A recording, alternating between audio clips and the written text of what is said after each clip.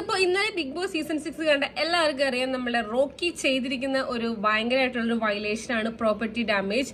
എന്തൊക്കെ നമ്മളൊരു എന്തൊക്കെ രീതിയിൽ നമുക്ക് ഇറിറ്റേഷൻ ആയാലും നമ്മളെ കൺട്രോൾ ചെയ്യണം, സെൽഫ് കൺട്രോൾ ചെയ്യണം. അത് ബിഗ് ബോസിന്റെ ഒരു റൂളാണ്, അത് ബിഗ് ബോസിന്റെ ഒരു ഗെയിമാണ്.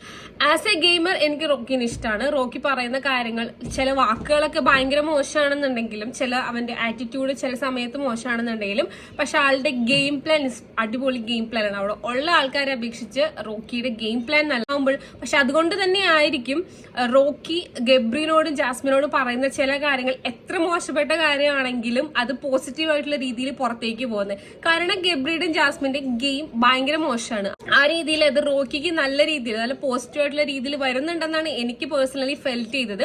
കാരണം റോക്കിനെ ആദ്യം എനിക്ക് ഇഷ്ടമല്ലായിരുന്നു, കാരണം അവന്റെ പല പല സംസാരങ്ങളും ഭയങ്കര മോശമായിട്ട് ഫീൽ ചെയ്തു. പക്ഷെ ഇപ്പോ ഉള്ളവരിൽ വെച്ച് കമ്പയർ ചെയ്യുമ്പോൾ റോക്കി കുറച്ചുകൂടെ ബെറ്റർ